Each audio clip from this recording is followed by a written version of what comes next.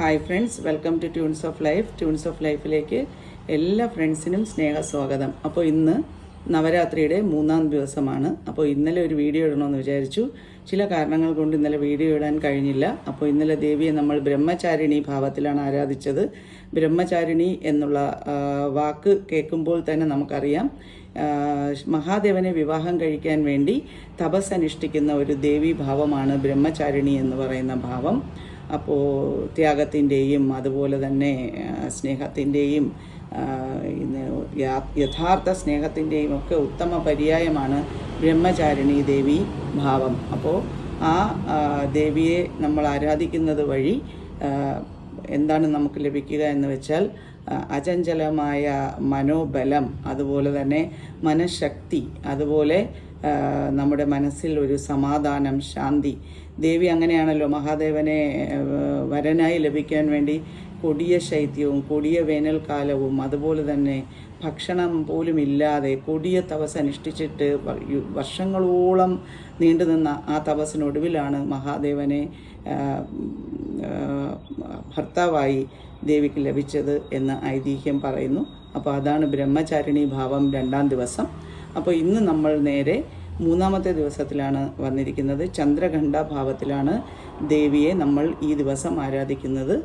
ചന്ദ്രഘണ്ഠ എന്ന് പറയുമ്പോൾ ചന്ദ്രക്കല തിരുനെറ്റിയിൽ ദേവി അണിഞ്ഞിരിക്കുന്നു എന്നുള്ളതാണ്.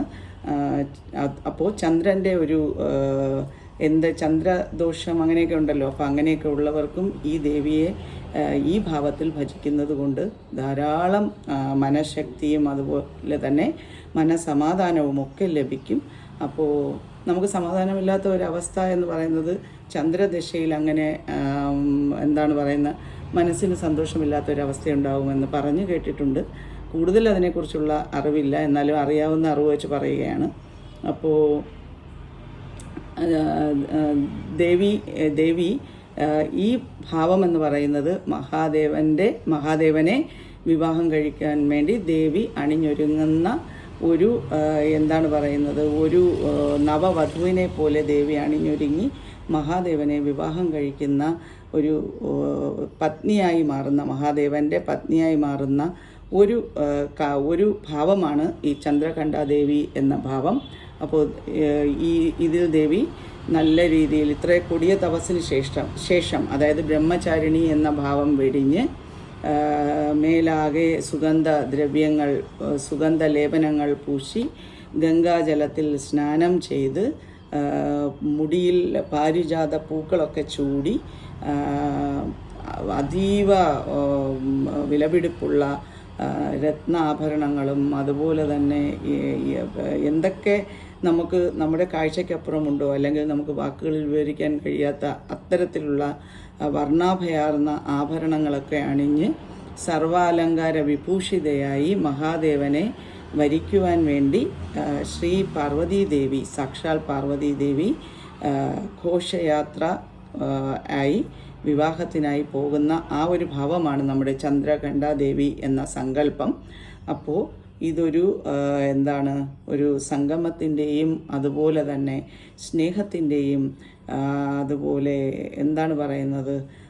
അചഞ്ചലമായ മനഃശക്തിയുടെയും നിശ്ചയദാർഢ്യത്തിൻ്റെയും ഒക്കെ പ്രതീകമാണ് നമ്മുടെ ചന്ദ്രഘണ്ഠാദേവി ഭാവം എന്ന് പറയുന്നത്. ദേവിയെ ആരാധിക്കുന്നത് വഴി മനോബലവും ആയുരാരോഗ്യ സൗഖ്യവും എന്തു ചോദിച്ചാലും ക്ഷിപ്രപ്രസാദിനിയാണ് ശ്രീ പാർവതി ദേവി എന്ന് പറയുന്നത്. ഈ ലോകമാതാവായി തന്നെ പാർവതി ദേവിയെ നമ്മൾ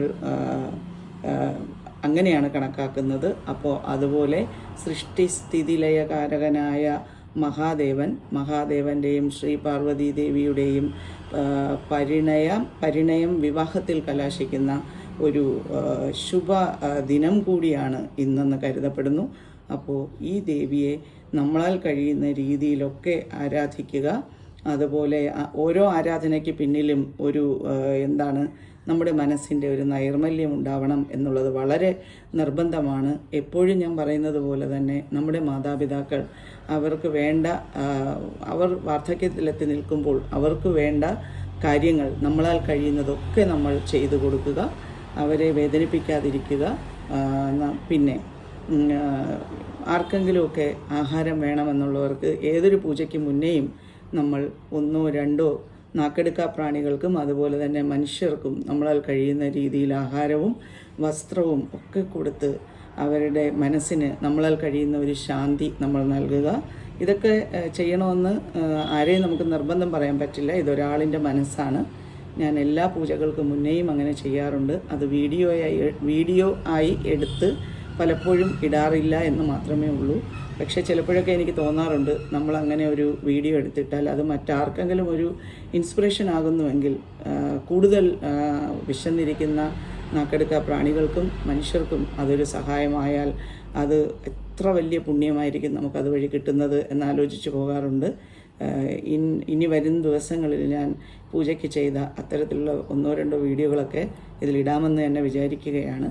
അത് നമ്മൾ ചെയ്യുന്ന കാര്യം മറ്റുള്ളവർ അറിയാൻ വേണ്ടിയല്ല, പക്ഷെ അത് മറ്റുള്ളവർക്കൊരു പ്രചോദനമാവുന്നുവെങ്കിലാകട്ടെ എന്നുള്ള രീതിയിൽ അത് പോസ്റ്റ് ചെയ്യണമെന്ന് വിചാരിക്കുന്നു. അപ്പോൾ എല്ലാവർക്കും ദേവിയുടെ അനുഗ്രഹം എന്നും പറയുന്നത് പോലെ തന്നെ ഉണ്ടാകട്ടെ എന്ന് പ്രാർത്ഥിക്കുന്നു. എൻ്റെ പൂജയിൽ ചെറിയ ചെറിയ തെറ്റുകളൊക്കെ ഉണ്ടാവും. കാരണമെന്ന് വെച്ചാൽ ഞാൻ എൻ്റെ വീട്ടിൽ എനിക്കറിയാവുന്ന രീതിയിലുള്ള ഒരു പൂജയാണ് ചെയ്യുന്നത്.